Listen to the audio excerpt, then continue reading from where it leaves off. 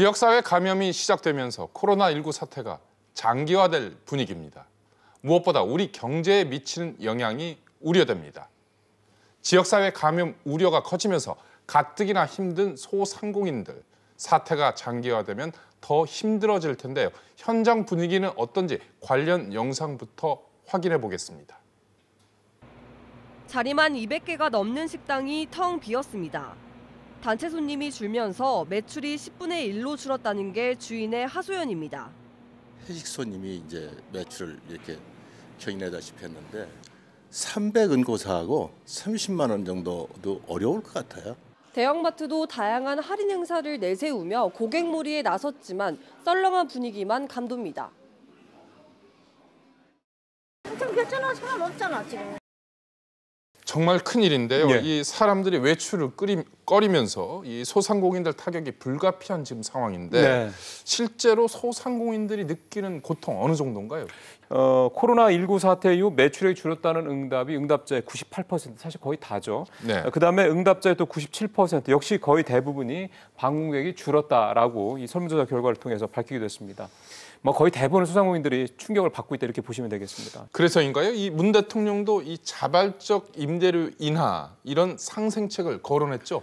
네, 문 대통령도 이번 코로나19 사태가 2015년 메르스 사태 때보다 더 심각한 상황이라며 특단의 대책을 강조했습니다. 그야말로 비상경제 시국이라는 상황 인식을 가지고 엄중하게 대처해야 합니다.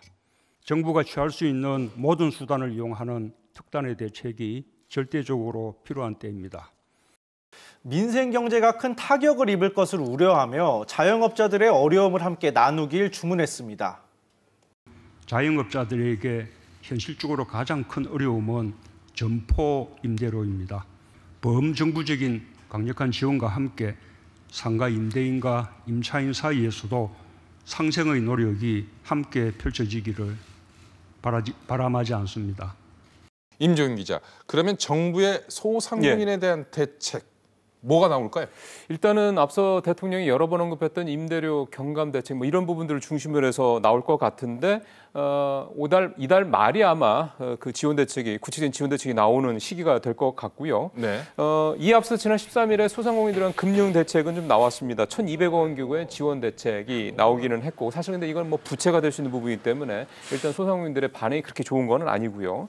또 하나 좀 눈여겨볼 만한 부분은 기존의 병원이나 약국 등 의료기관에 한해서만 적용이 되던 손실보상 범위를 민간 영업장까지 확대하는 내용. 그래서 민간 영업장이라는 거는 소상공인들이 하는 그런 뭐 외식업체 같은 이런 데도 될 수 있겠죠. 네. 이런 내용의 법안이 이번 2월 임시국회에서 이제 처리가 될 그런 준비가 좀 진행이 되고 있습니다.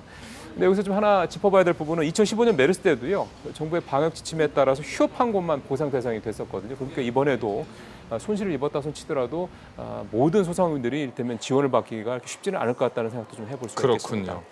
그런데 지금과 같은 상황이라면 특정 업종뿐만 아니라 생산, 소비, 이 경제 전반적으로 피해가 불가피할 것으로 보이는데 선제적으로 좀 뭔가 특단적인 대책이 필요하지 않을까요? 예, 그런 얘기들이 그래서 좀 상당히 좀 많이 나오고 있는데요. 일례로 이런 좀 통계가 하나 나왔습니다. 여신금융협회가 국회에 제출한 자료인데요. 국내에서 코로나19 확진자가 나온 이후 첫 토요일인 지난달 25일입니다.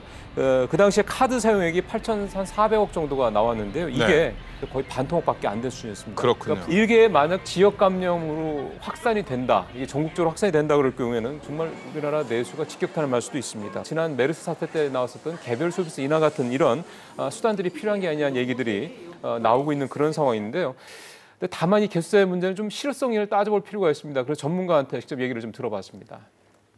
개소세 인하가 일부 품목에 대해서 한정이 됐다라는 문제가 또 있을 수가 있고요. 사실은 자동차 개별 서비스하고 관련된 부분들은 계속해서 나왔던 부분들이기 때문에 실제로 국민들이 많이 이용하는 부분들에 대해서 조치가 있었습니다.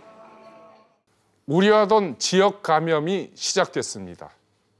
이제 우리는 코로나19와 장기전을 준비해야 합니다. 정부와 전문가들은 코로나19의 전파력은 높고 치사율은 메르스보다 낮은 수준이라고 밝혔습니다. 따라서 면역력이 약한 노인과 환자들은 각별한 주의가 필요합니다. 잊지 말아야 할 것이 있습니다. 방역 최일선에 있는 의료진과 방역 당국의 노고입니다. 이분들은 지금 이 순간에도 1분 1초를 아끼며 코로나19와 싸우고 있습니다. 아울러 방역은 강화하되 노인, 외국인 유학생 등에게는 충분한 설명과 배려가 필요해 보입니다. 시민들은 개인 위생을 철저히 하면서 나와 가족 그리고 이웃을 위해 성숙한 시민 의식을 발휘할 때입니다.